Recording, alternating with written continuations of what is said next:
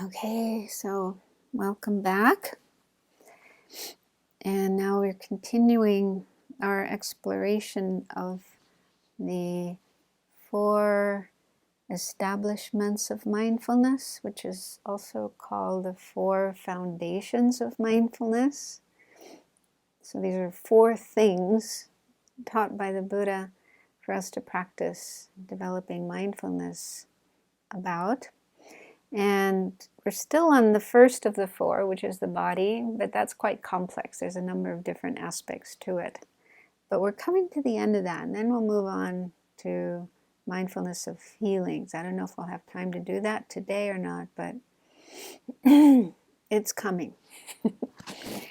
So I thought it would be nice to start with some more practice of mindfulness of breathing, because that's kind of the basis, the fundamental practice, and then the others are built on top of that. So get into a comfortable position for meditation.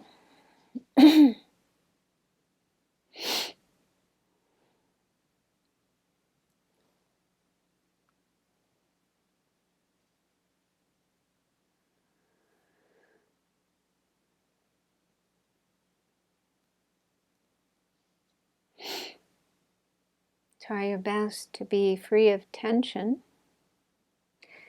If you do notice tension anywhere in your body, like maybe in your neck or your shoulders, your back, your abdomen,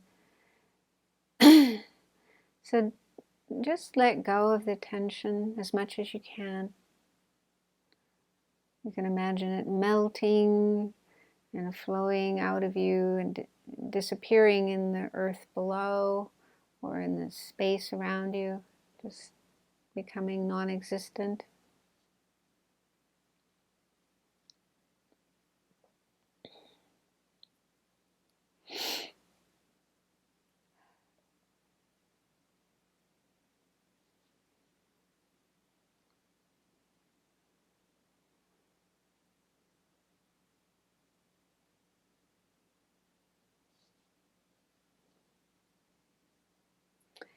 And before we continue with the meditation, remember the motivation you generated earlier in the previous class, the meditation class, having the altruistic intention of wanting to benefit others as much as possible and wanting to learn more about your mind and about the practice of meditation and the practice of Buddhism so that you can have more wisdom, knowledge, compassion, love, and other qualities with which you can be beneficial for others. So something like that. Bring that kind of thought, that kind of attitude into your mind as your reason, your motivation for doing meditation and participating in this class.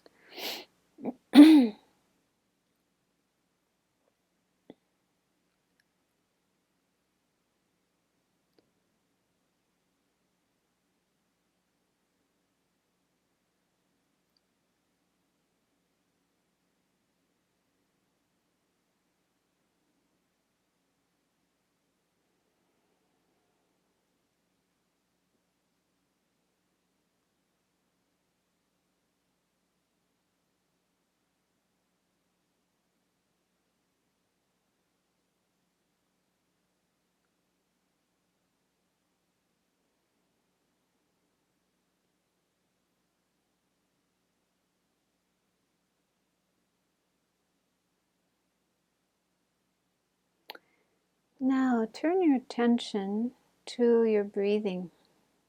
Be aware of each breath coming in and going out.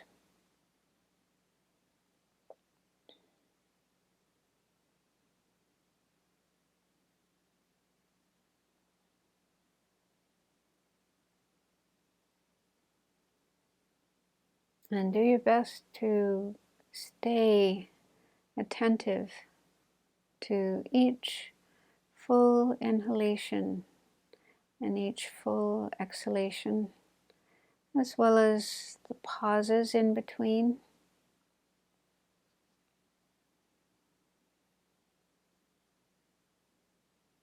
And at the same time, be aware of what's happening in your mind. Have the mental factor of vigilance, or also called introspective awareness, just like a sentry, a guard, paying attention to what is actually going on in your mind. So if that is present and functioning, it will notice if your mind wanders away from the breath and starts thinking about something else. So once you do notice that, once you become aware your mind has wandered away, been distracted, as soon as you notice that, bring your mind back to the breath. Let go of that other thought, that distraction, and return to the breath. So again, mindfulness is the mental factor that remembers the breath, remembers our meditation object, doesn't forget it. So as long as we are on the breath, that means mindfulness is there, functioning. And if we get distracted away from the breath, we've lost our mindfulness. Mindfulness has stopped temporarily, but we can bring it back. So when we bring our mind back to the breath and continue watching the breath, then mindfulness is there again. So that's just a technical explanation of what's happening, but the point is just try to stay with the breath as much as you can.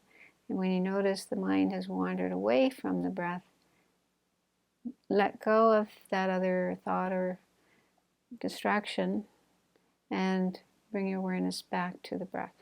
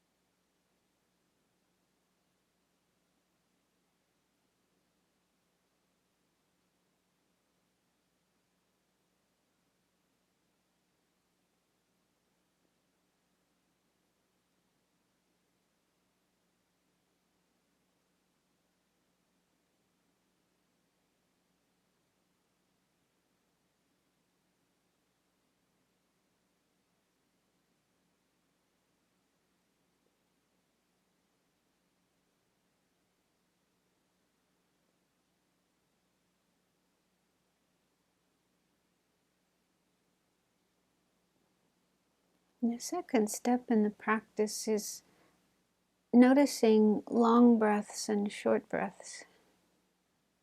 The Buddha said, when breathing in long, you know I am breathing in long. When breathing out long, you know I am breathing out long. And the same with short. So see if you can bring that awareness as you're watching your breath coming in and going out. See if you can notice if the breath is long or short without making it long or short, controlling it, changing it in any way. Just letting the body breathe naturally. Just paying attention to long and short breaths.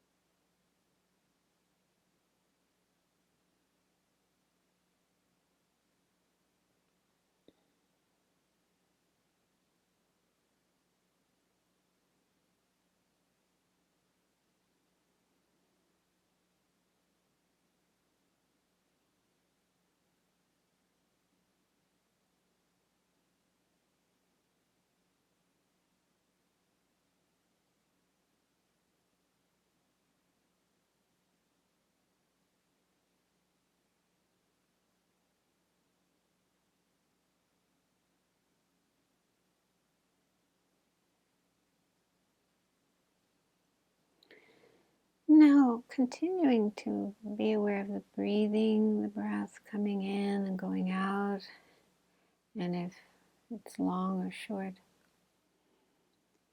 gently expand your awareness to incorporate your whole body. So you don't stop paying attention to the breath, but you are aware that the breathing is taking place within a body.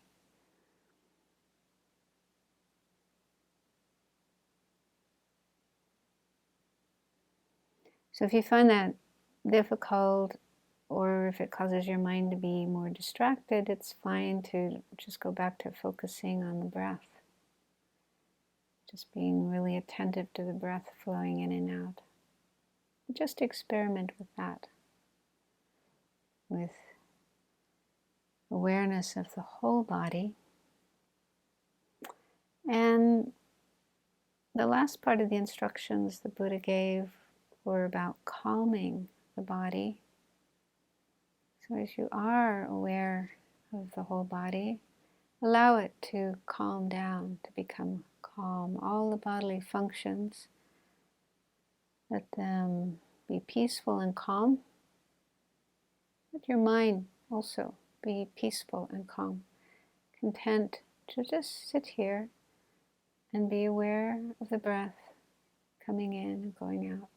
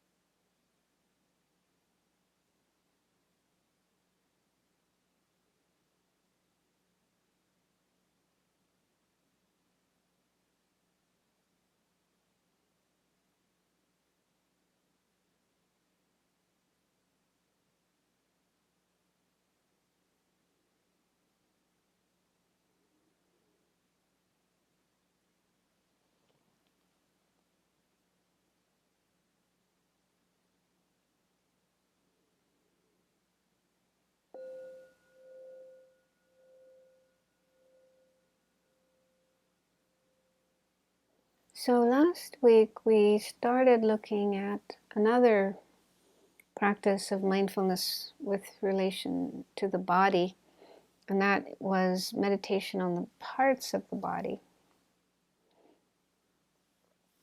And we did a meditation on 5 of those parts, 5 parts of our body that are external, like our hair, teeth, and skin. And I read from Bhante Gunaratana's book, the way he described meditating on the skin, just to give an idea of how to do that. For example, seeing that, there's useful things about the skin, but it's also a source of suffering. We can have skin diseases and, itchiness, sunburn, rashes, and so on. And then as we get older, our skin changes, gets more wrinkled, we have age spots, looks uglier. Maybe some people don't think it looks ugly, but generally we think human beings like young people, their skin is very smooth and soft and so on. You usually don't see 90-year-old people on the covers of fashion magazines or advertising perfumes and so on. So we do have a preference for smooth and soft and young skin, but it's just this nature of our body that our skin doesn't stay that way all our life. It does get older and less beautiful as time goes on.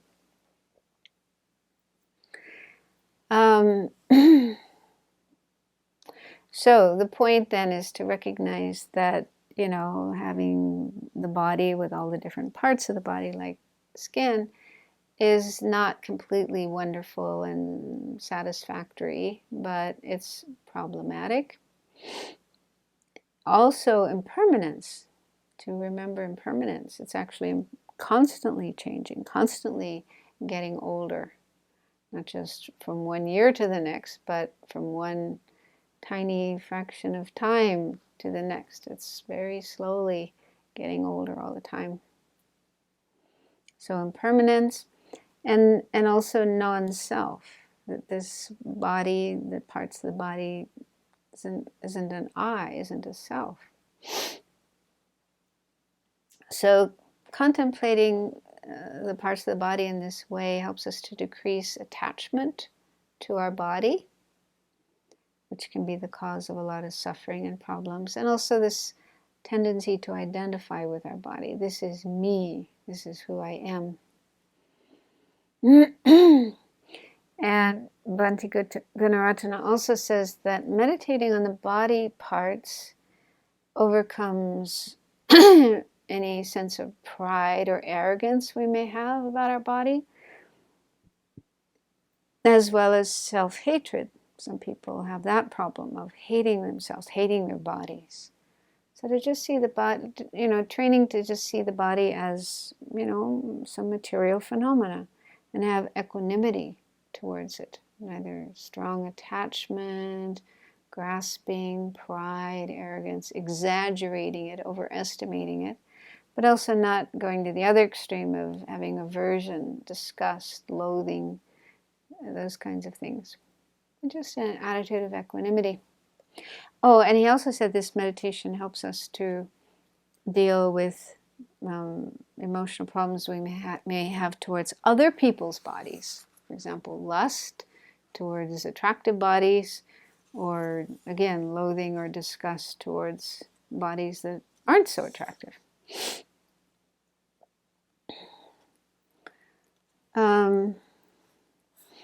So just to mention a few other benefits or results of doing this kind of meditation. He said, meditating on the parts of the body can help you take care of yourself calmly when things go wrong. So I think he means like if we have some illness or injury or pain or ache in our body. Sometimes it is possible to accelerate healing by focusing your mind on a diseased part to send it positive body chemicals. So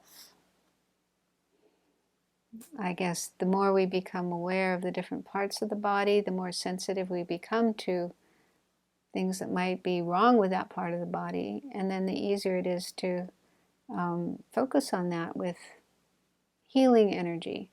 I mean, people, there's this practice of Reiki many people use, which is, sending healing energy to parts of the body that are in pain or diseased.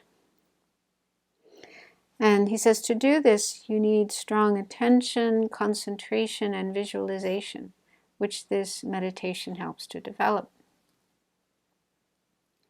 Another benefit is that when you understand the true nature of the body, you are not upset even by the thought of death. So that's very helpful. It'll help us to be more accepting of the process of aging, and then disease, and then finally the death of our body, because we've already prepared ourselves by understanding the nature of the body. We know it's not something that's going to last forever, and it's just the nature that it changes and eventually will pass away.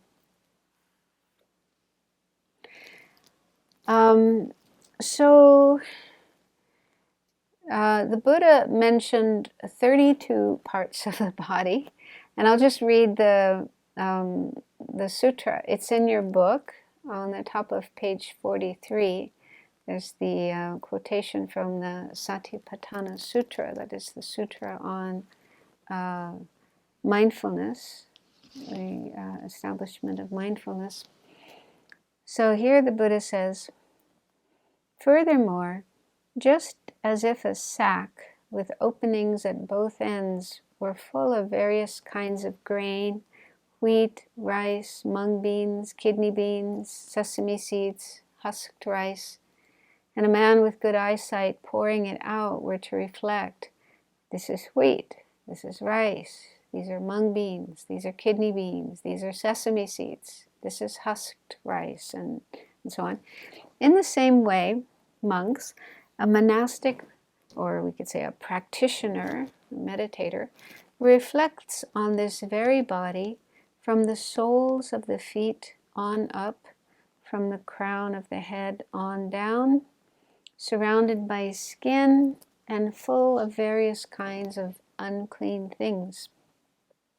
In this body, there are head hairs, body hairs, nails, teeth, skin.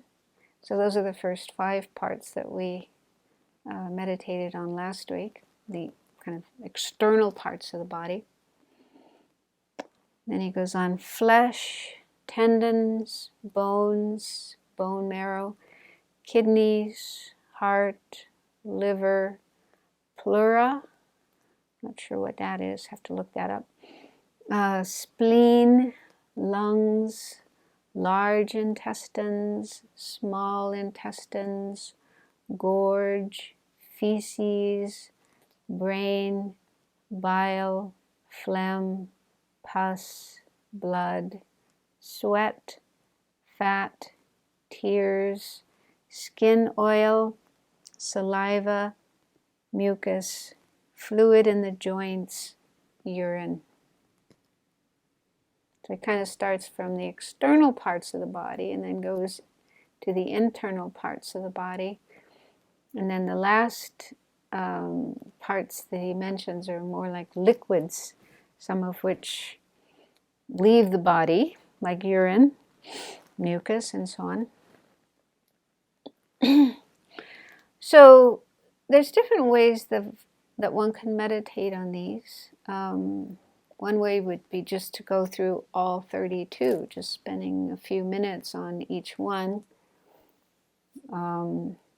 But it seems that the way it's practiced in Southeast Asia, and this is what he explains here in this book, Bhante Gunaratana, is to initially use just the first 5 parts, those external parts that we did last time.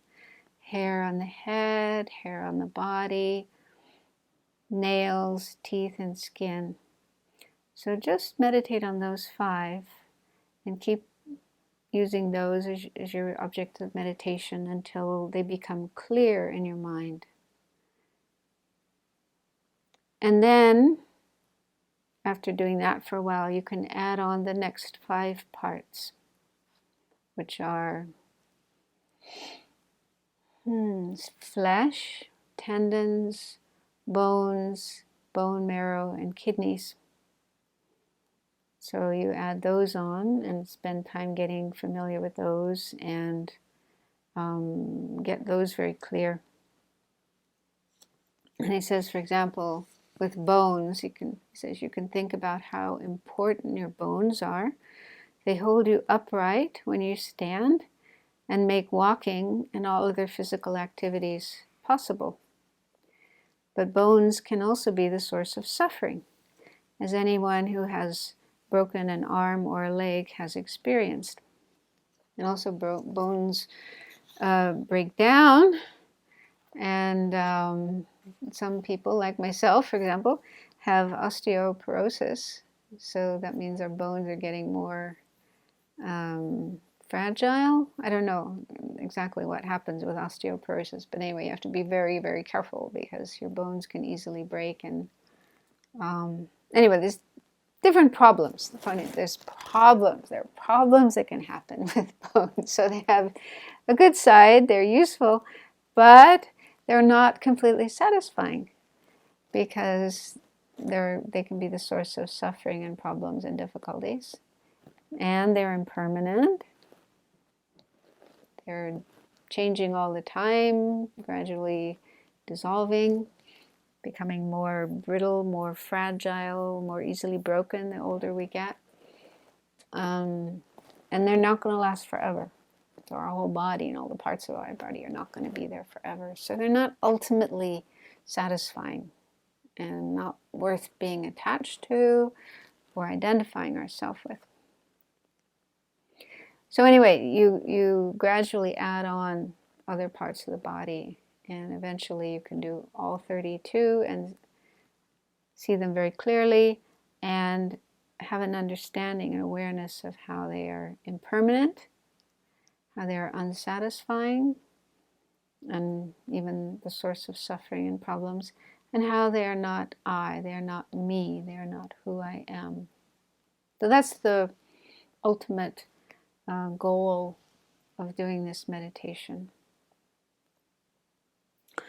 So now I'd like to move. Oh, wait, there's one more thing I wanted to read here. Kind of conclusion. He says, remember that your aim is to recognize that each of the 32 parts of the body is impermanent. Because it is subject to growth, decay, disease, and death, it cannot give you lasting satisfaction. And finally, recognize that each is not mine, not I, and not myself. So again, that is very helpful to overcome attachment to our body and also sadness, grief, anxiety, and so forth about the changes that happen in the body. We'll be able to accept these changes more easily and not be so upset. Some people get incredibly upset as their body is aging. In fact, one of the nuns here was just talking recently about Dolly Parton. She's a singer, an American singer, and I think she's in her 70s now. But she looks like she's in her 20s because she has a very good plastic surgeon. So she's always getting, these different treatments to keep her looking young. But she actually said something like she's terrified of growing old. So it's like you can only do that for so long. You can't do that forever. So sooner or later, at some point, the reality of aging, impermanence of the body, and the fact that the body is not going to support life forever and ever. that is going to fly in our face. And if you've been trying to escape from it, run away from it, avoid it your whole life, then I think there would be huge amount of suffering when you can't run away from it anymore. It's happening to you. So I think that's the case for a lot of people. They just don't want to accept the reality of impermanence and change and eventually death. But then when those things do happen, they can't run anymore, then I think they have a lot of fear and a lot of pain, a lot of sadness, and don't know what to do. So we don't have to go through that. We can avoid that kind of suffering by just getting more familiar with the true nature of our body, the reality of our body. Okay, so now let's move on to the next part of the practice of mindfulness of the body. And this is mindfulness of the 4 elements, which is also in your book on page 43. So in India and other Asian cultures, there is this way of explaining not just the body, but all material phenomena, all physical phenomena, as being composed of 4 elements. And the 4 elements are earth, water, fire, and wind. So Buddhism says that everything that's material, our body, a table, a computer, a tree, a mountain, oceans, and so forth, they're all composed of these 4 elements. And the 4 elements don't refer to gross things like, we say earth, but the earth element isn't like dirt, the dirt on the ground. And the water element isn't like water in the ocean and so forth. And the fire element isn't like flames. So it doesn't mean that, but rather the 4 elements are attributes or qualities that are actually present in all material phenomena.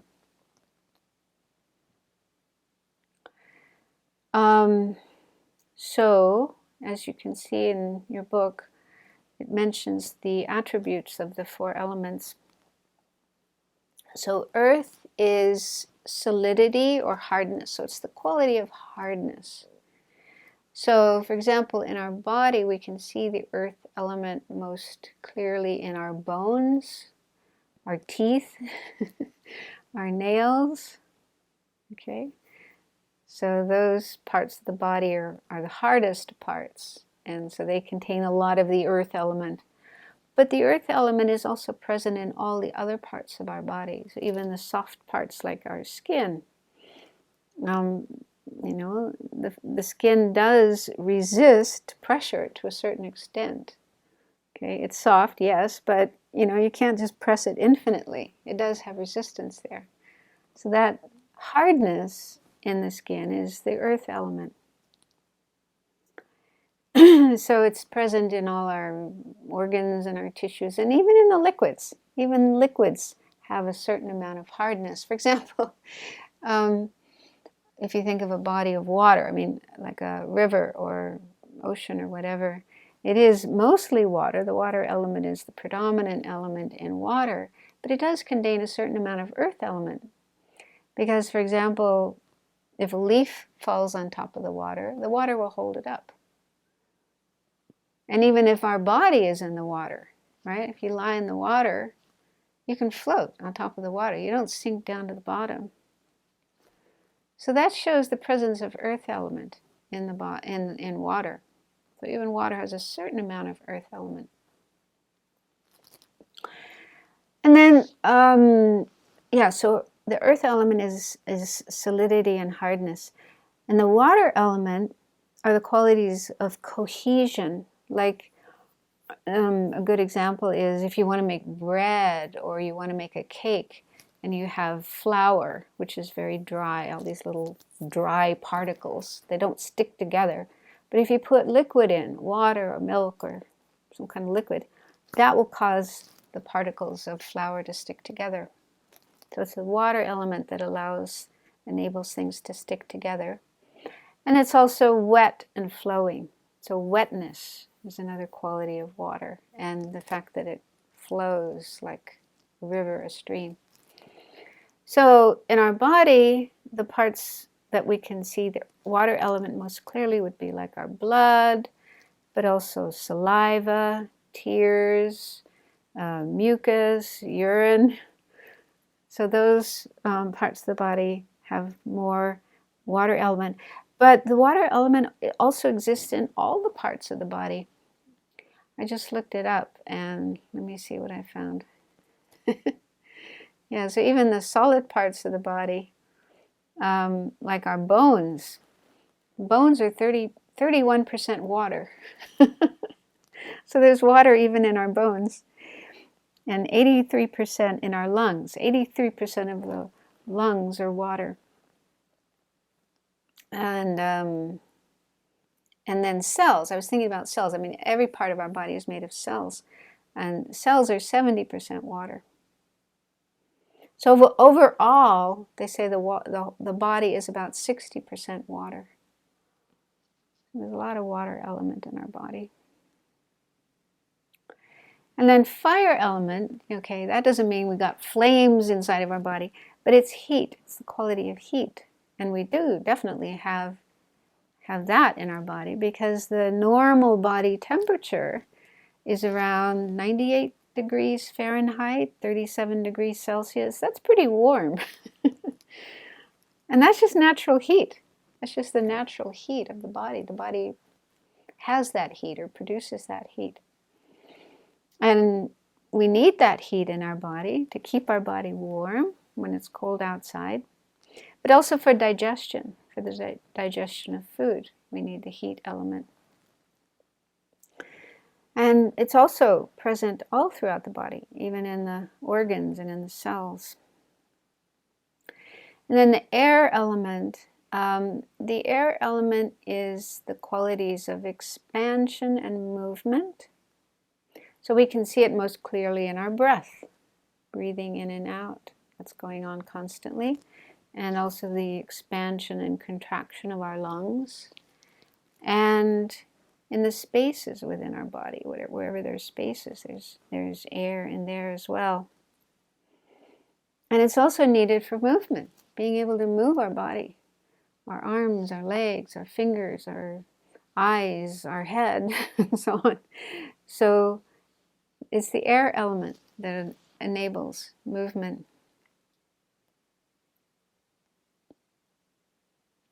So you might wonder, okay, we're going to do a meditation on this just to get in touch with these different elements, and you may wonder about the point of it.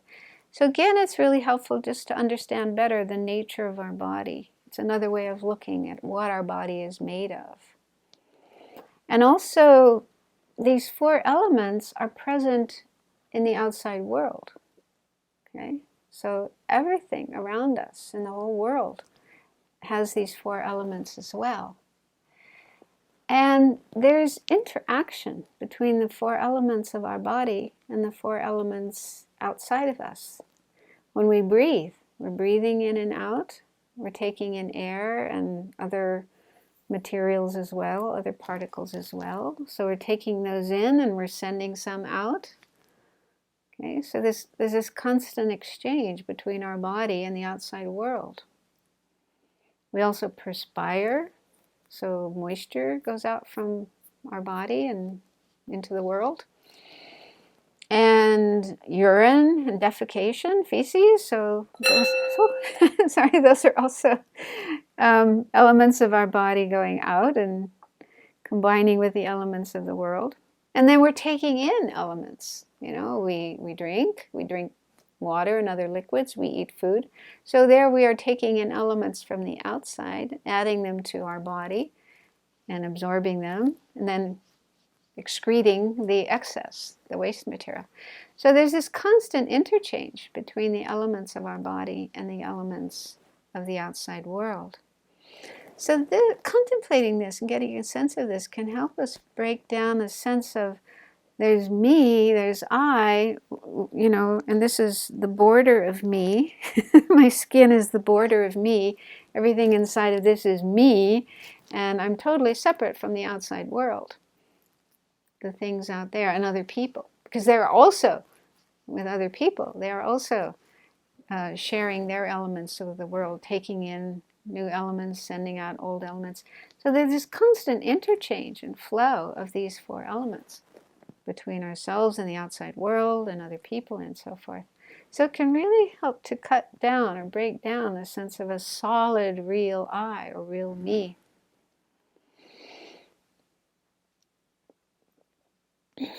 Okay, let's do that meditation and see if there'll be a little bit of time to say a few more things. So relax. Once again, sit in a comfortable position. Try to keep your back straight, but at the same time, be as relaxed as possible.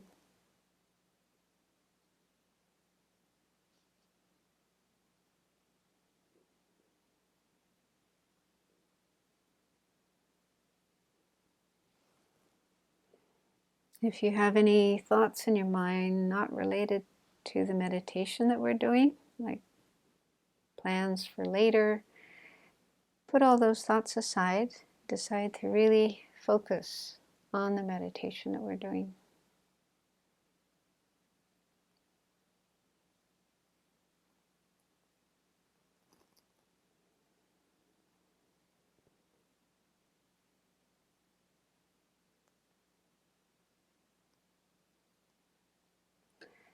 So first contemplate the earth element, which is the qualities of solidity and hardness. So we can think about our bones, our teeth, our nails. Those are the hardest parts of our body. So just contemplate those parts within your body and how they have that quality of hardness and solidity.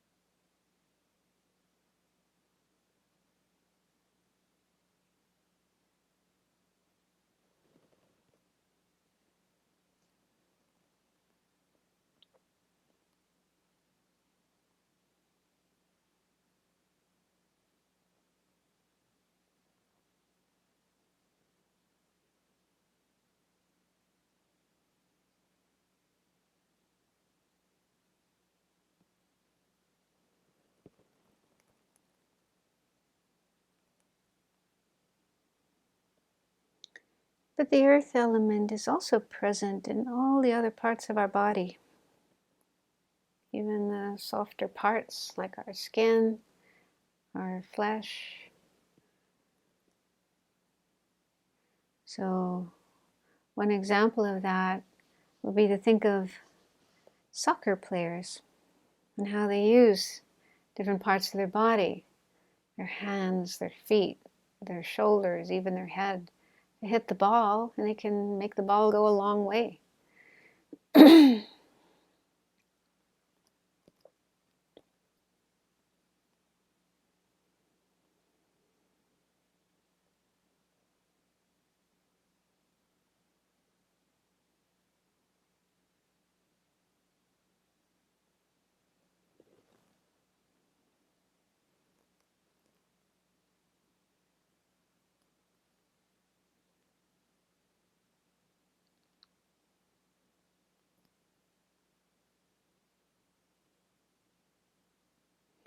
And although we say the earth element is solidity, we shouldn't think of it as something permanent and unchanging.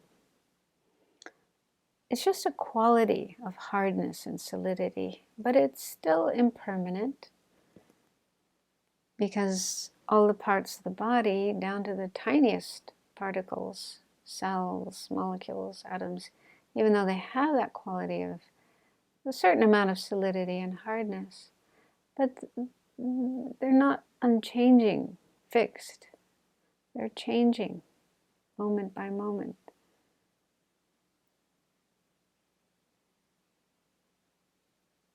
The solidity, it's just a kind of quality that is ascribed or imputed onto these parts of our body.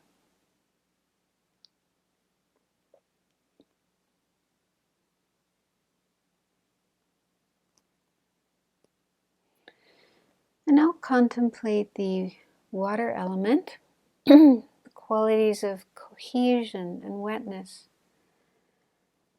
So it's most apparent in the liquid parts of our body, like blood, tears, saliva, mucus, perspiration, urine.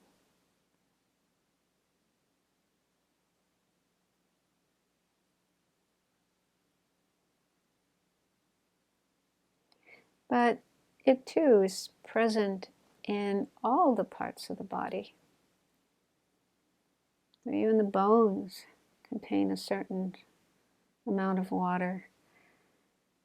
And all the organs and skin and the cells, the tiny cells, are 70% water, and they're the basic, what our body's basically made of. There's quite a bit of water element within our body.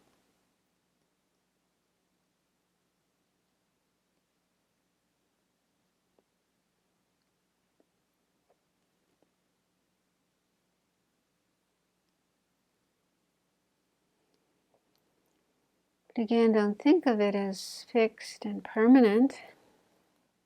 Instead, it too is impermanent, changing, not staying the same from one moment to the next.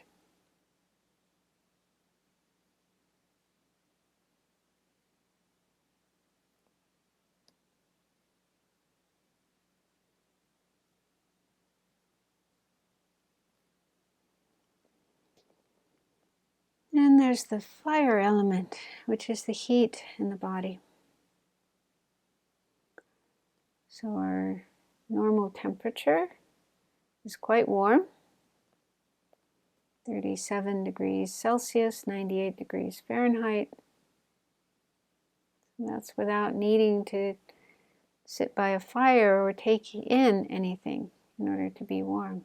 Just the natural heat of the body. And we can see it most clearly in the digestive system. So it's an important, essential part of the digestion of food. But it too is present in all the parts of the body. There's a certain amount of heat element in every part of the body, down to the tiny cells.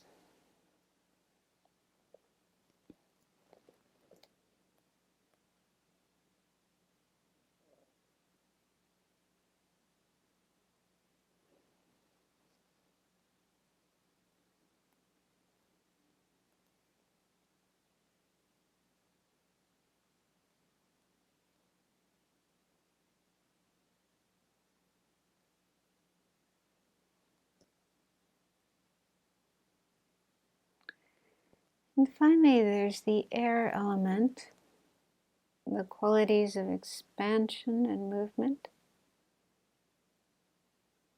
So we can see it most obviously in our breathing, constant process of taking in air and sending out air. But it also exists all throughout the body. It enables all the movement within the body. Even the flow of blood, the circulation of blood, is enabled by the air element. And the ability to move our body, our arms and legs, shoulders, hands, fingers, our face, eyes, mouth, neck, and then all the internal movements in different parts of the body. So all of these are enabled by the air element.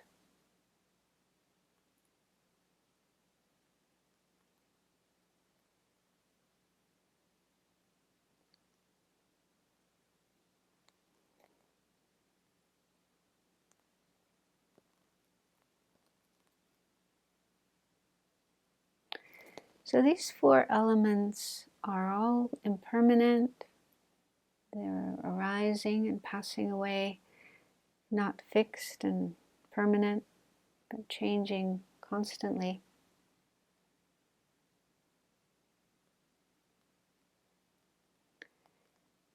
And they are not I, me, who I am.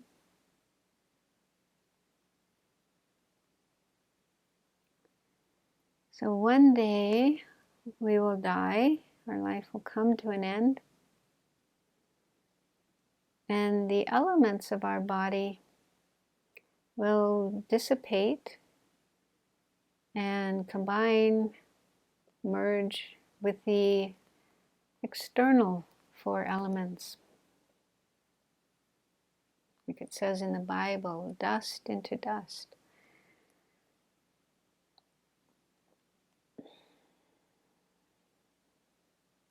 And even now, while we are alive, each day, each moment, elements of our body are dissipating, moving out from our body and merging with external elements, with our breath, our perspiration, when we urinate and defecate.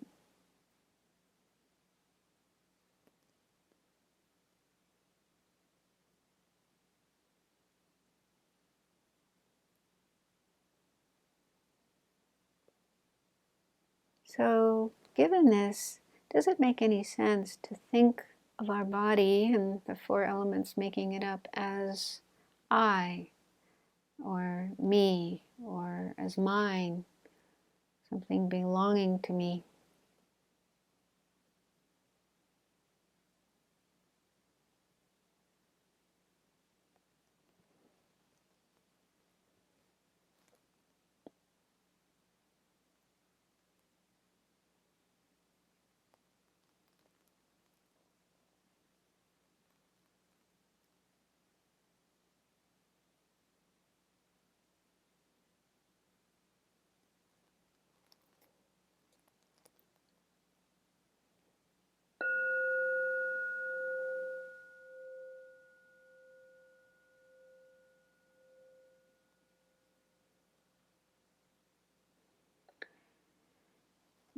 So when the Buddha explained this meditation on the four elements of the body, he gave an analogy which it's a little uncomfortable or unpleasant, but I'll share it with you anyway. He talked about how animals are butchered. I mean, this does happen, it's unpleasant, but animals are butchered. So first there's a cow or a sheep, and then it's killed, and then the butcher will cut it up into pieces. And people who eat meat, not vegans or vegetarians, of course, but there are many people who do eat meat. So they will buy the different parts of the cow and then cook them and eat them. And they say things like, they don't say I'm eating a cow, but they say I'm eating beef, I'm eating a steak, I'm eating a hamburger. Okay? So once the cow has been cut up, separated into its components, then the notion of there being a cow kind of vanishes, and instead it just becomes these pieces of meat.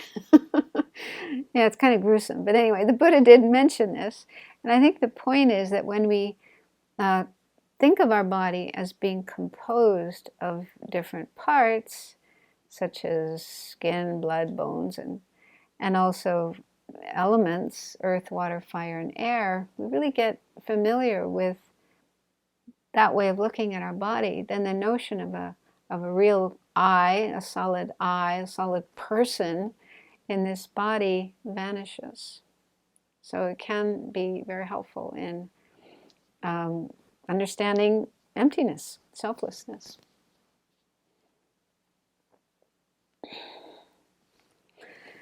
So, yeah, we didn't get to feelings today. We'll get there next time. We just have a little bit more about the body, mindfulness of the body, and we'll do that next week, and then we'll move on to the next of the 4 foundations of mindfulness, which is feelings. Very interesting. So let's stop there for today and make a mental dedication of the positive energy we have created by meeting together and doing these meditations and listening and thinking about and trying to understand this very wonderful practice taught by the Buddha. May this positive energy be shared with all other people and living beings and help them be free of suffering and the causes of suffering, such as thinking their body is permanent and perfect, wonderful, satisfying, and who they are. So these kind of distorted conceptions just lead to suffering and perpetuation of our existence in samsara. So by deepening our own understanding of this topic, may we be able to share wisdom with other beings so that they can be free of these causes of suffering, gain wisdom themselves, and eventually reach enlightenment.